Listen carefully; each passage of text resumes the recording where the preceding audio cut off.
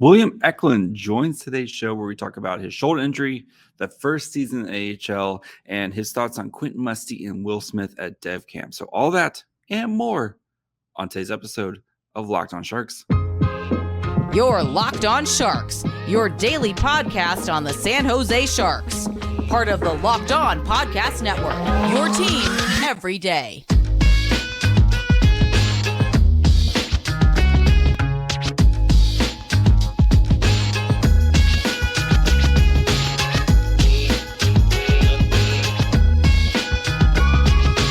Hello, welcome to Locked On Sharks, the premier hockey podcast covering your favorite team in the Bay Area. My name is JD Young, contributor at San Jose Hockey Now and Inside the Rink.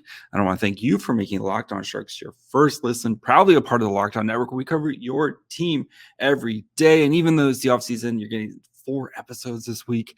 So if you want to be an everydayer, all you got to do is just follow on wherever you get podcasts, or you can subscribe on YouTube as well.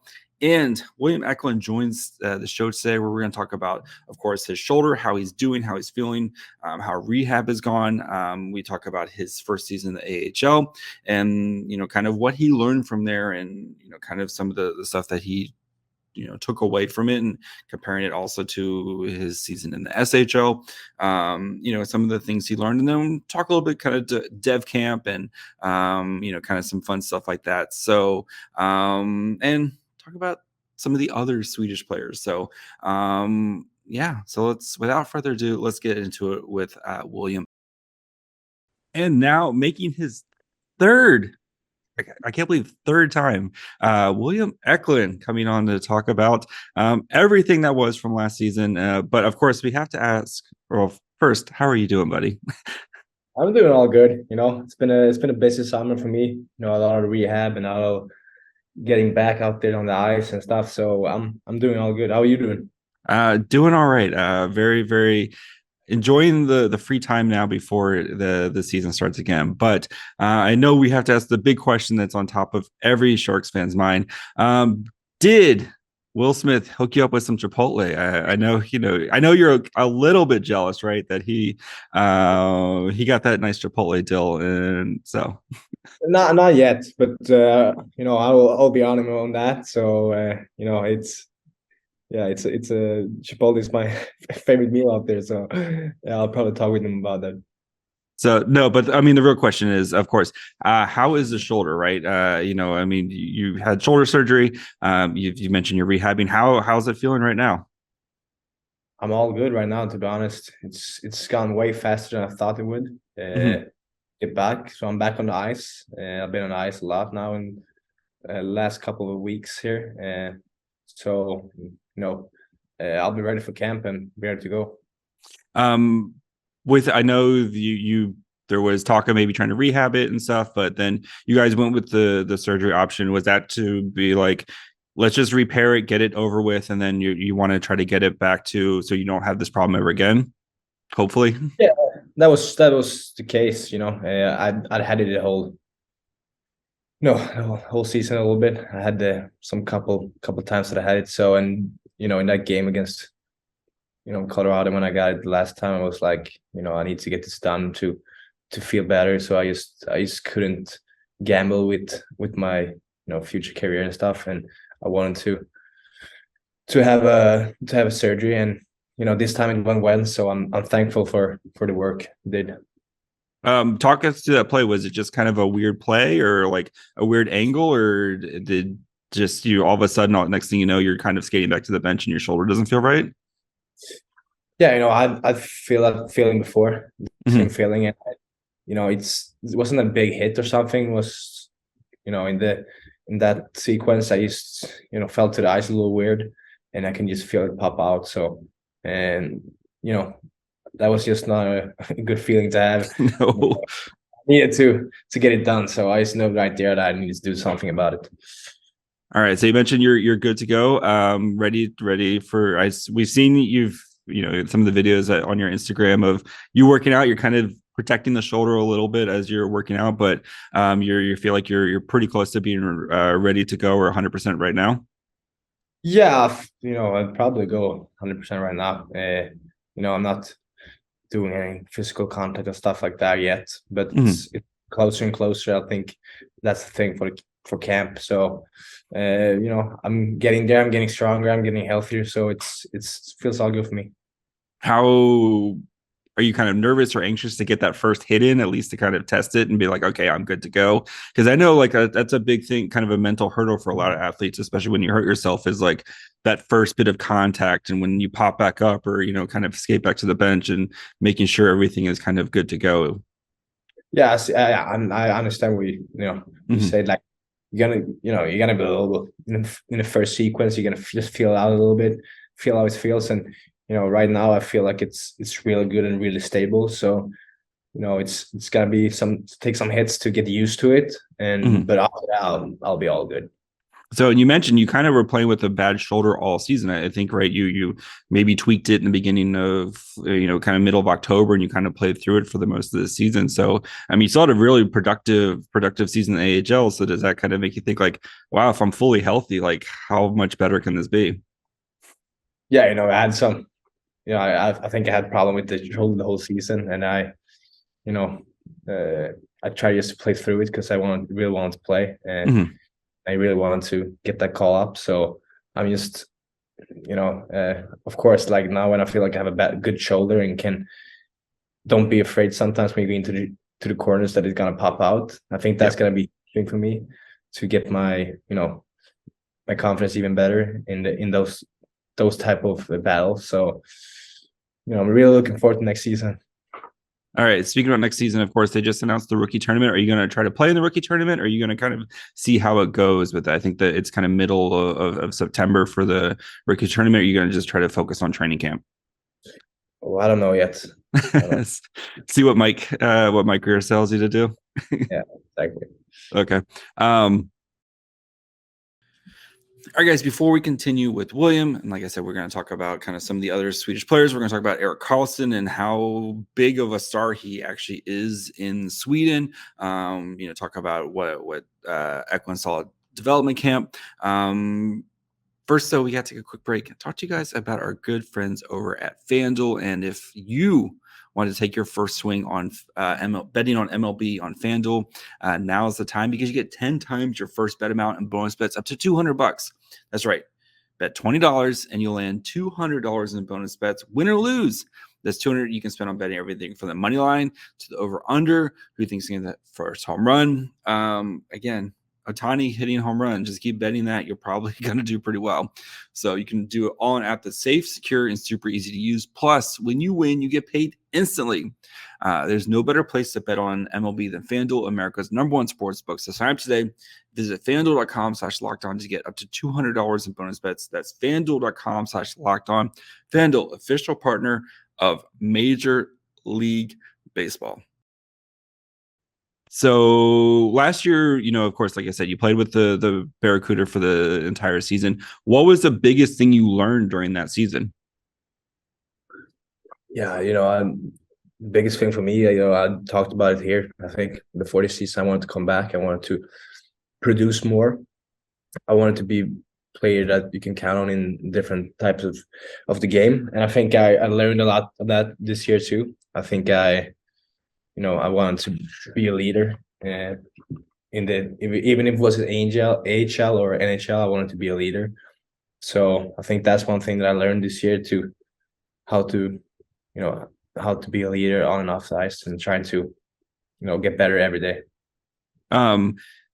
You mentioned kind of being a leader, and you played with Andrew Agozzino who was the captain, and I know he's no longer with the Barracuda. But what did you learn from him? A guy who's kind of been with a bunch of AHL teams, has been a captain or an alternate captain on a lot of teams. Did you learn a lot from him particularly? Yeah, I would say so. He's a really good guy. A guy that I know a lot of young guys looking up to. Mm-hmm. He's that's a guy who's telling you to keep it easy, just have faith. You're gonna get and you're trying to follow his lead a little bit. And he was also good at trusting us young guys to make our plays. So he was really good to our guys. What would you say was the big difference between making the jump from playing in the SHL, where you played a couple seasons, and then playing in the AHL last year? What was the big difference for you? I think it was a lot of more, the ice is way smaller. And, I think it's also a big difference in the physicality and how they play out there. And I think that benefited my game a little bit, I would say. Mm-hmm. And to be to be close to the net. And, when you have a chance to get a guy in the corner, you can go right to the net. On the bigger ice, it's harder because it's, it's a guy right on you after that. So I think it was a big difference there, but also I think that I adapted to pretty quick, and I tried to do that. Yeah, you can, I'd say right around beginnings of or beginning of November, after the first couple, weeks, you can really see your game kind of come together. And, I think being more aggressive, I would say, is probably the best way to put it with your game. What do you think kind of made it click? Is it just getting some reps on that smaller ice and getting used to the new teammates? Yeah, I think so. I think every time you step into a new league, it's going to be not everybody's Connor McDavid who's going to step in there.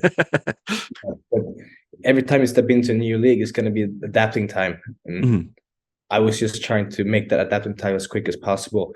I know a lot of the young guys try to do that too. So that was the thing with our team. I think was, some guys just went better and better throughout the year. And you see at Gushin too, he was, producing better and better. And, you can see a lot of those guys who were just adapting in the beginning. And then when he got into it, I think we had a lot of guys who play way better. I know with Mike Greer, he's been trying to be very patient with guys, especially like you and like Bordeleau, and trying to let you guys. I think his term was overripe in the AHLs. That way, when you come up and play in the NHL, you're ready to go. What did and I know you didn't get your call up until after the trade deadline, but what was it like kind of getting called up again and going through that feeling of like, hey, I made it again, all this hard work through the season, getting to play in the NHL again? It's an amazing feeling, actually.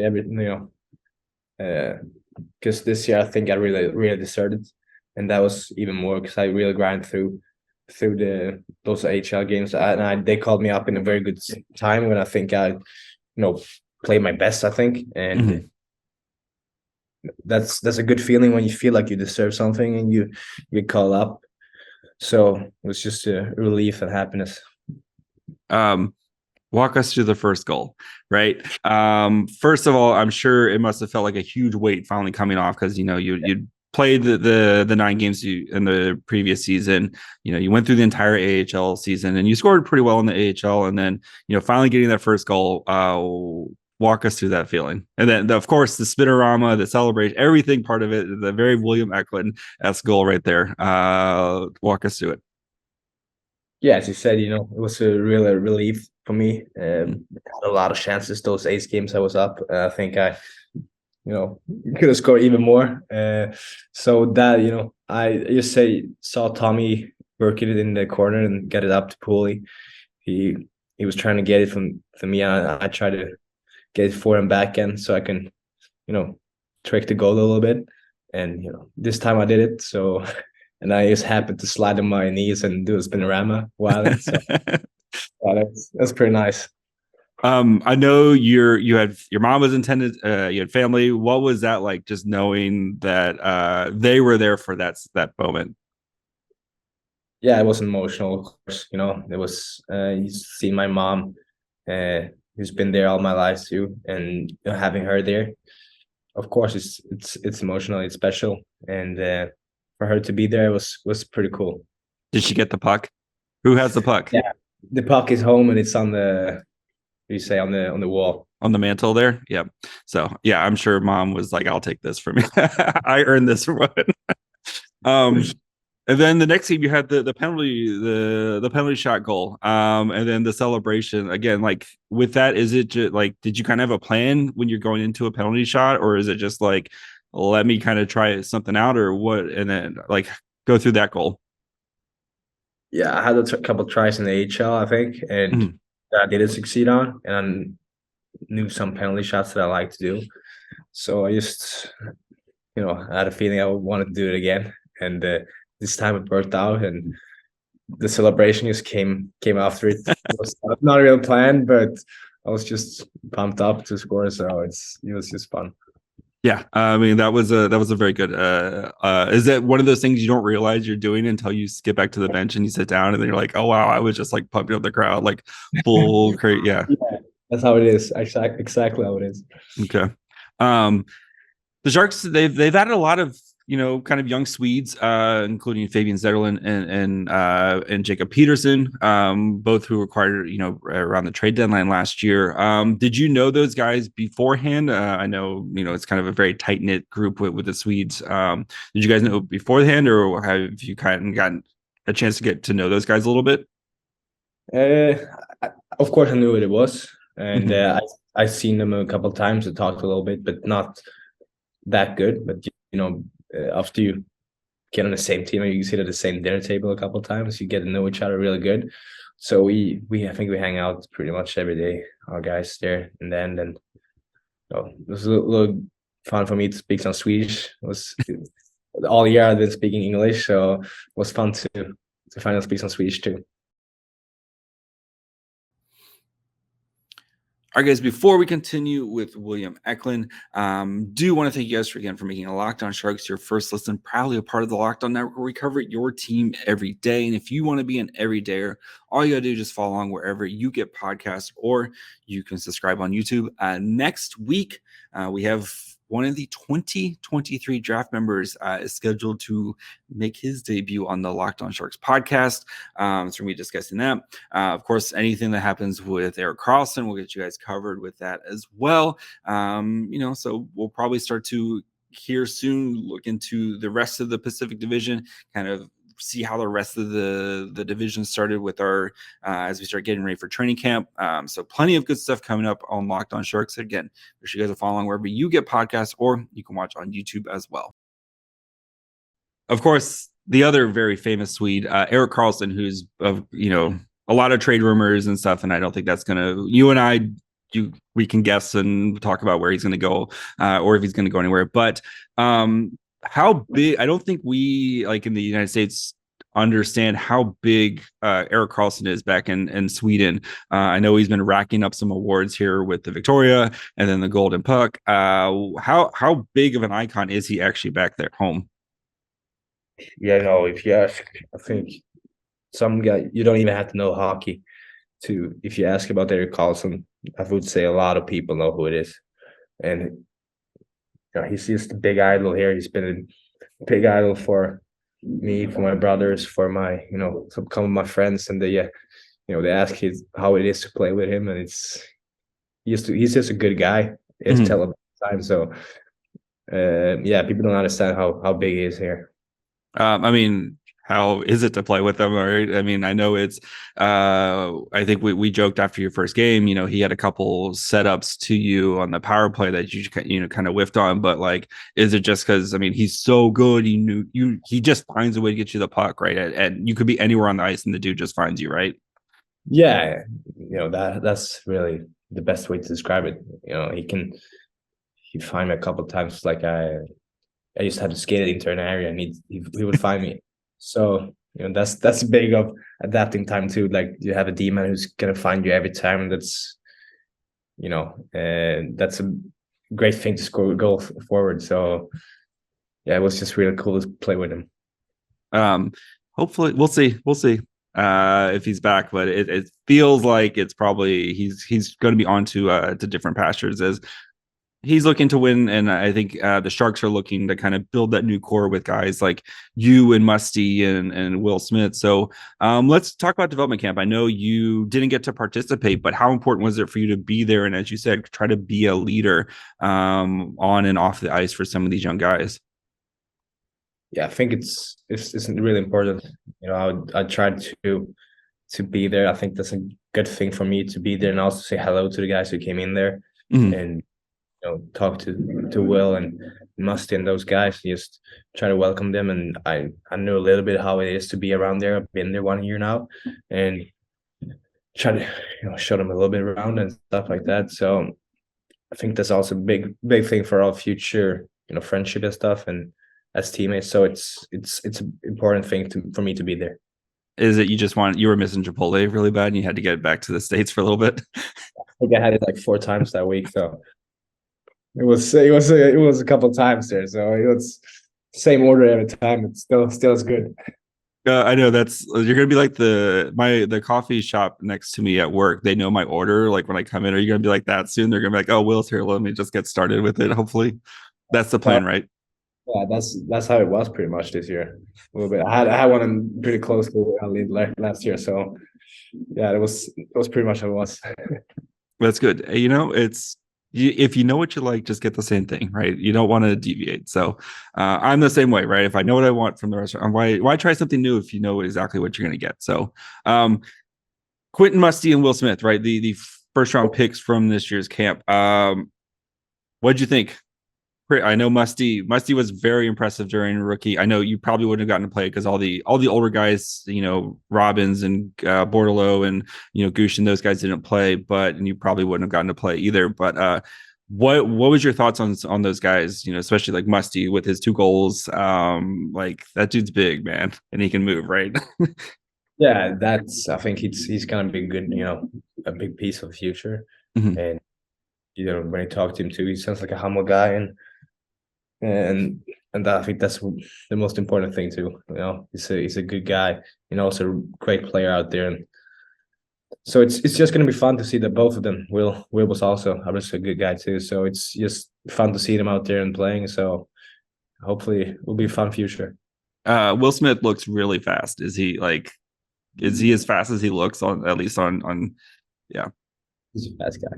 He's a fast guy. So I know Musty is going to be going back to Sudbury, and Will Smith's going to be playing at Boston College, but I don't think it's going to be very long until we start to see some of these guys, kind of making their impact here. So get chat here with this last question. So you spent the entire season in the Bay Area. Other than Chipotle, what was your favorite place to go or hang out when you had some downtime? I found a good spot in Campbell that I really liked, an Italian spot, 360 something, Trattoria, and that was my favorite spot that I went to a couple of times it's a good Italian spot, a good Italian food that I really enjoyed. So that was a really good spot. Gotcha. Will, thank you so much as always, for hanging out with us. Best of luck with the rehab, and we'll see you here at training camp ready to go. And you're going to be pretty, most likely, we're fingers crossed, as opening night, opening night for the Sharks, and looking forward to seeing that first real rookie season out of you this year, and being as awesome as we think you're going to be. So, but thanks again, man. Thank you a lot. Appreciate it. Mm-hmm. All right, guys. I hope you enjoyed my conversation with William Eklund. I think the big thing, right, is he was playing with a shoulder injury for most of the season. And I think he elected to have surgery for the long-term health of himself. But, this was something that was bothering him all year long. And he still played really, really well for the Barracuda, was one of their most consistent performers all season long. So, hopefully this shoulder situation, we can, put it behind him and continue to grow and develop. And I fully expect him to be a Shark as long as the shoulder, no setbacks going into training camp. I think he's going to be on the opening night roster, and he should be on the opening night roster for the Sharks. I think he's going to be one of their top, probably 4th right now, 4th or 5th on the depth chart, at least among forwards, right? You go probably Hurdle, Couture, Duclair, and then Barabanov. Right now, is how I would kind of rank them at the moment. But Eklund, he's going to be a big piece for the Sharks going forward. And I think this year we're going to see, it's been a bit of a wait for us as Sharks fans, but I think this is the year we're going to see, like, okay, this is why you drafted William Eklund at 7 overall. And I think we're going to, I think 15 goal season and 40 45 points as a rookie would be a really, really good start for him, and especially if he's playing with a guy like Hurdle or Couture all season long. So that's going to be it for me today. Again, thank you to William for coming on and being so gracious with his time. It's become a yearly tradition every summer getting William Eklund to come on the podcast, and it doesn't seem like it's going to end. So at least as long as I keep doing this, I think he'll be more than happy to come on every summer and kind of continue to answer my dumb questions. So again, thank you to William. Thank you guys for, again, making Locked On Sharks your first listen. You can, of course, follow the show wherever you get podcasts. You should be watching on YouTube as well. And then you can follow the show on Twitter, Facebook, Instagram, and Threads at Locked On Sharks. You can follow me on Twitter and Threads at MyFryhole. And until next week, bye, friends.